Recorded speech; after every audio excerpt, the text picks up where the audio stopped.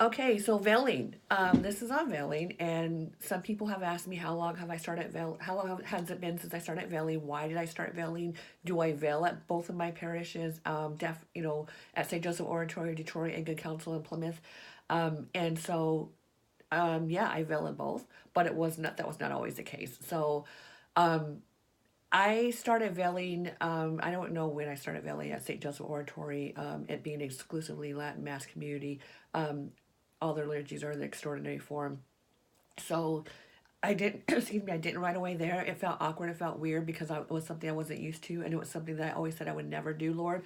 Um, and so for my own silly reasons that we all have silly reasons and hangups about things, and so I was resistant at first, and but the more I was there, it just felt like the right thing to do.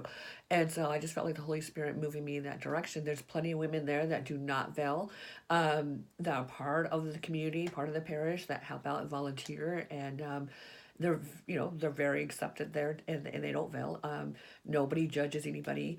Nobody forces. It's not a mandatory thing or anything like that. So I would say when I'm there, I would say 50-50. Maybe women veil and women don't. So, but on my heart, it was put on my heart to do it there. And so, come Lent of 2018, as I shared in my previous videos, Holy Week, I spent there absolutely the entire time, 2018. And I really didn't want to veil for sure in my Novus Ordo parish, and not because of the leadership and or because they would give, they would treat me different or anything like that. Nothing at all like that whatsoever. So I want to be clear. It was my own insecurity, my own fears of stepping out, and for one, it's because I sit in the front row there every single time. Um, so I didn't want to stand out like a sore thumb or something. I didn't want all the attention on me. I didn't want or people to stare at me like, "What is she doing? Why is she doing it?" And I just didn't want. I was just too. It gave me too much anxiety thinking about it for many different reasons. And one reason I will say is because when people started finding out, some people, not all, it's a large parish community, so definitely not even near a very small few people. Um, had some negative reaction when they started finding out, and I started sharing with them how I started attending the Latin Mass. And I was going back and forth.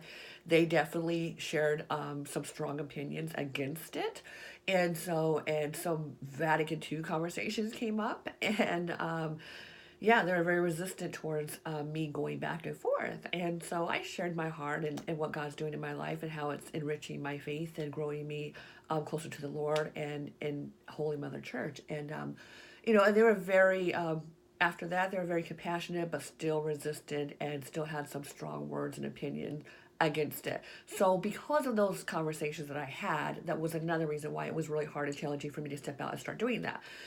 So come Good Friday, I'm sitting in the pews at St. Joseph Oratory there in Detroit, and it's Good Friday, and so we're getting ready to venerate the cross, and I'm in deep prayer and connected with the Lord and talking and dialoguing about things and praying, and all of a sudden I just felt like He was really speaking into my heart that I needed to start veiling in every mass that I'm in, even at my other home parish at Good Counsel.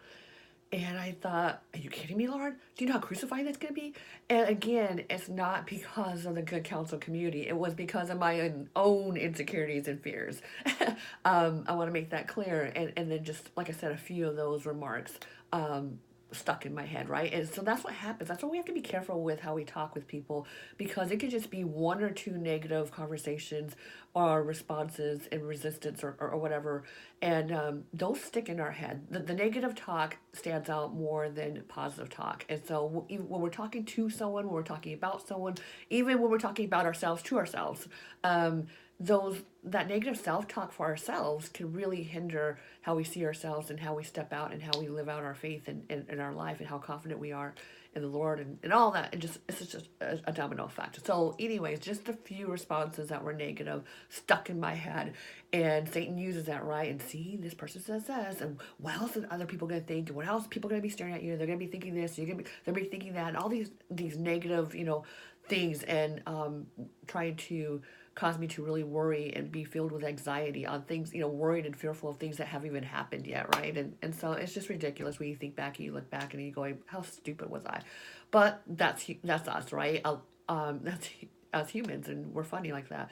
So I'm sitting there like in full anxiety and just just imagining what could happen and what possibly people could be thinking. And so I'm sitting there going, "Are you kidding me, Lord? This is gonna be so crucifying. No, I'm not doing this." And do you know how crucifying that's gonna be? And I just kept using the word crucifying, and it's just really gonna kill my flesh and blah blah blah and poor me. And all of a sudden I looked at the cross and I'm going, "Are you kidding me, Lisa?" And so I'm like, sorry, Lord. So I had to repent, and that was really silly of me. Here I am talking about how crucifying that's going to be for me on Good Friday. And then I got mad at God, right? And I'm sitting there going, cheap shot. You asked me to do that on Good Friday. How can you do that? How can I say no on Good Friday? Um, and so that's how I started veiling in my Novus Ordo parish. And again, some people were, they're like, I don't understand why you're so nervous. But we're all different. We all have different insecurities and reasons why we're insecure. So it humbled me, and I started. And it was funny because the first mass that I sat in, it was a daily mass with a veil, and I did get some looks like it wasn't negative looks whatsoever. It was different, right, for them to see me in a veil, I guess. And so, and me sitting in the front row, my hands are sweaty, my heart's pounding, but at the same time, um, I felt so many graces, and I just felt so much closer to the Lord and to Mary. And I've always kind of struggled with that relationship with the Blessed Mother because of just my convert journey and stuff. It just was different to me. Not that I was ever resistant towards that or towards her. And so it just really, I just felt like grace is pouring out, and I still do. Grace is pouring out when I put my veil on. Just grace is pouring out upon me and my entire being, and just those graces. And it just humbles me, and it just provokes humility out of me in the mass. It helps me, as you'll hear this all the time. It helps you focus and connect, and what's going on in the mass. Be more conscious about it and be more intentional, and and and so it does. It really, for me and for a lot of women, what I hear, it really helps your focus. It really draws me into the holy sacrifice of the Mass in a way that I never have been in Mass before. It starts making me think about sometimes how I dress a little bit.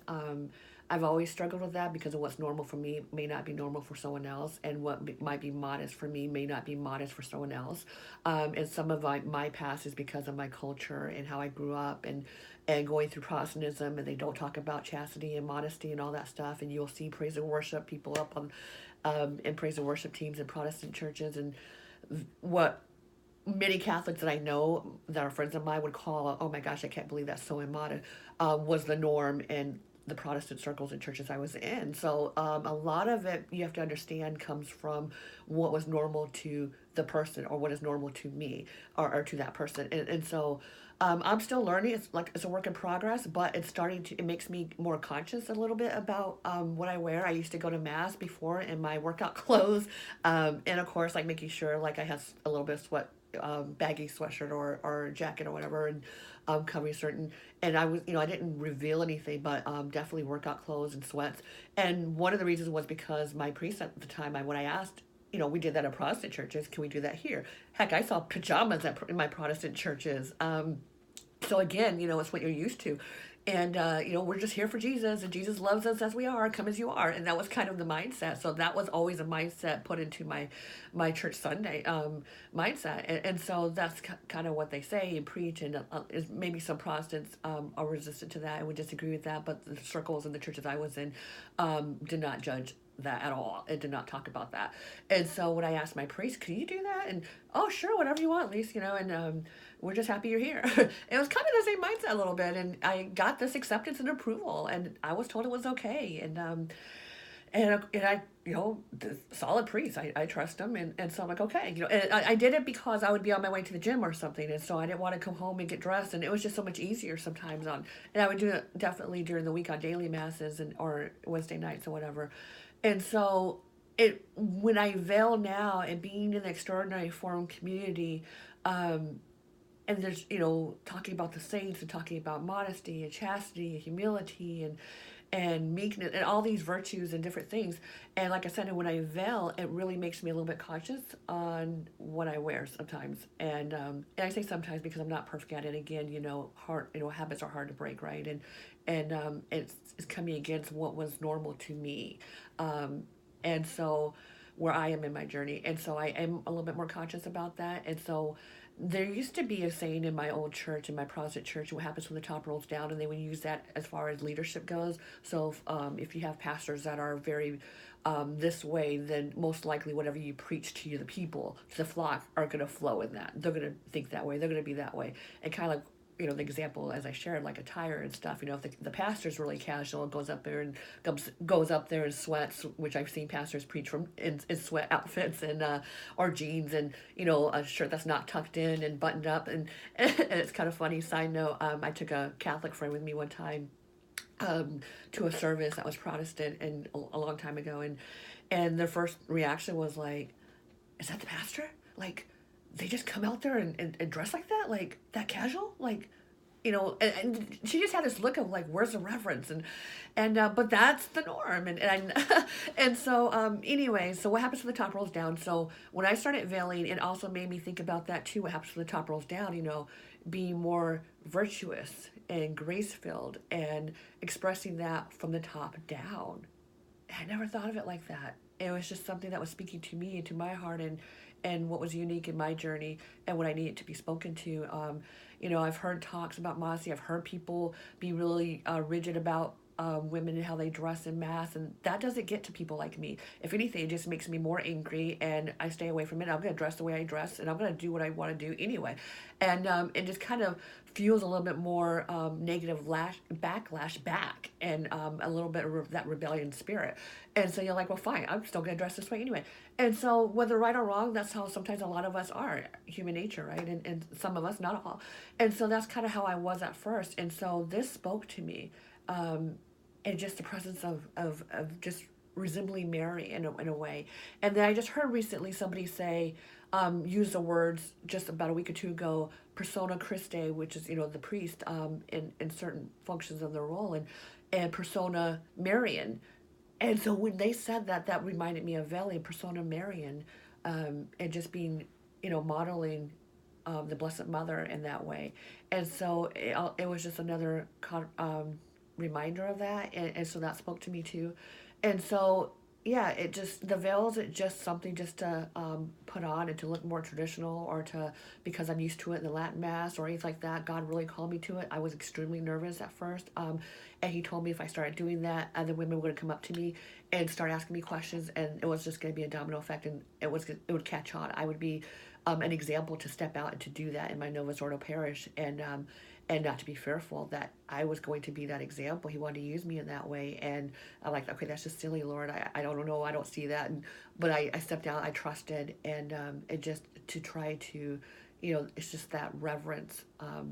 And that it just helps the reverence a little bit in many different ways, as I just shared. And so all of a sudden, yes, women started coming up to me. I had emails and telling me, I had women come up to me and telling me, oh my gosh, I've been wanting to veil and I've been so nervous. And they were sharing their fears and anxiety over it. And by me sitting in the front row and doing it, helped them do it. If she could do it in the front row, surely I could do it here in the back row, and a side row off to the side. And so now I would say when I'm there for Mass on a Wednesday night or daily Mass, I a lot of times probably see maybe 3 to 5, 6, 7 people veiling. Not an overwhelming amount, but definitely more than the 1 to 2. And so, yeah, it helps encourage those that are being called to. And I've been stopped, and people have touched my veil. I went there a little bit, I don't know, but sometime in December, and people, at least 2 people, women in one day, and Sunday, touched my veil. They're like, can I just touch your veil? Like, this is so beautiful. It's so gorgeous. Oh my gosh, where do you get them? And what caused you to start veiling? And I remember that back in the day, and they thank you for being an example of bringing that back. And so, yeah, people actually come up and they touch my veil, and they ask me so many questions about it, or they compliment and say, oh my gosh, I love you and your veil. And it just speaks to me in this way or that way. And so I get all my veils from, get asked that too. I get all my veils from Veils by Lily. They're out of St. Louis, and I absolutely love following them on Facebook and YouTube and everywhere else. And I love the testimony of the owner, the founder of it, and their veils are very high quality. It's the only place that I order my veils, and so when I didn't want to own one veil, here I own several now, and I'm going to show you them. So I have a gray one, and so this is a gray. I always tell people I think you should always have a light gray one, like, because it's very neutral. If you're not sure what the liturgical color is, or with your attire, your wardrobe or whatever, may not sure if it goes, or whatever the reason for what color you choose. I love the gray, and I always get the comb. And so people ask me, how do they stay? And so I also carry with me bobby pins, because my starter ones that I started out with didn't have combs in them, and so now I carry these bobby pins, and I give them to women who, if I see them messing with their veil too much in mass, I will lean over and hand them over, and they're very thankful, and I give them out. So I have a gray one, I have a blue wraparound one,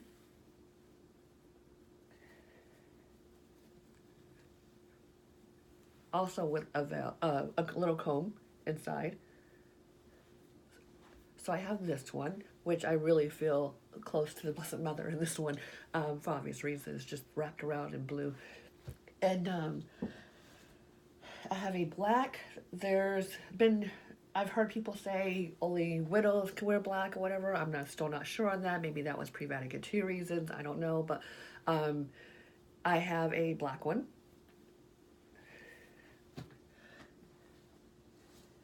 And then, of course, for the purple, the violet, this one. See these veils? Gorgeous. Absolutely great, great quality. Worth the price. Go to Lily's.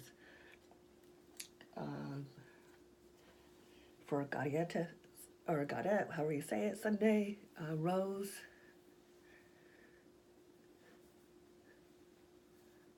See that?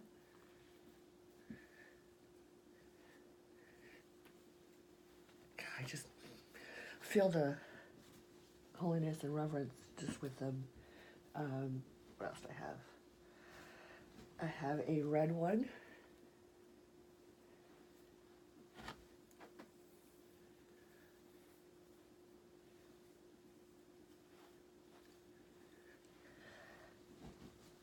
And then I have a sweet woman gave me a veil at the beginning, and when I started veiling, she got this from Lily's. This was a gift though. I did not buy this one, and I get a lot of compliments on it as well. It's cream color, so it's not just straight solid white. Some people have resistance to that. So, and she also gave me this one.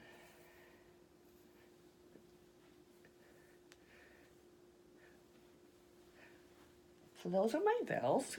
For somebody being so resistant to veiling and anything too Catholic and too traditional or too whatever, and in the beginning of my days of conversion to Catholicism, yeah, I have all these veils now.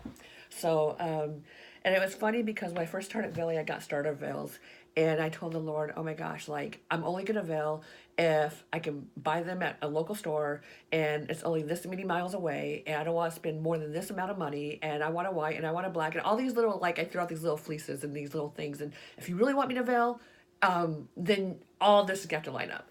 And this that day, and I gotta be home by this amount of time by 4:45 because of this reason.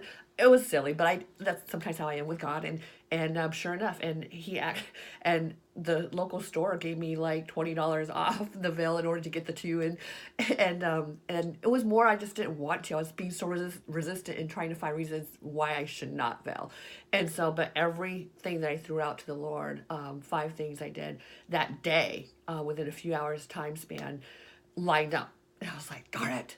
I don't wear those starter veils anymore, because like I said, I came across Lily's, and I love these. Oh my gosh, they're just gorgeous. And like I said, I get so many compliments and so many people telling me when I wear them, it really makes them want to reconsider to start veiling because of just seeing me in the veil, and speaking to them in different ways. So that is my veiling journey and testimony, and how I started to veil. And now, like I said, it's really speaks to me in so many areas of my life, and including my wardrobe, and what happens when the top rolls down in leadership. I use that for my Protestant days to kind of when I'm modeling from my veil down, to think twice about it a little bit. And am I perfect at it? What I might find a dress to be modest, the next woman may not, and judge me for it. And forgive me if I'm ever immodest or in any way, or my clothes don't line up with what you think should be appropriate for mass or not. It's not intentional, and so we have to be more sensitive about that. You don't know somebody's past and their background and what was normal to them. And sometimes when I wear baggy clothes, it's like a phobia for me, like really over baggy and all these like turtlenecks and blazers and big sweaters. Or for me, it's like a phobia. I can't breathe and I can't think, and it's like a physical phobia for me. And so people don't understand that. And it's hard for me to find a lot of clothes that fit me. A lot of button up, nice professional blouses. I work out a lot, and so my shoulders and not that I have great rippling muscles or anything like that. And so, but it's the structure of my physique is starting to change, and it's hard for me to find a lot of women's clothes that fit me properly because of that and because of my workout routine. And a little plus is I tell people all the time, heck the me veiling, sorry, um, it covers up my gray. So when I do dye my hair, so women are resistant to that too, and it covers up when I don't have time to get to dyeing my hair right away. I'm like, oh, I can just throw on a veil and nobody sees it, and covers that up and keeps me until a few days, buys me a few days time, and so yeah, that's why I veil, to cover up the gray. Just kidding. So that is my story on veiling, and God bless.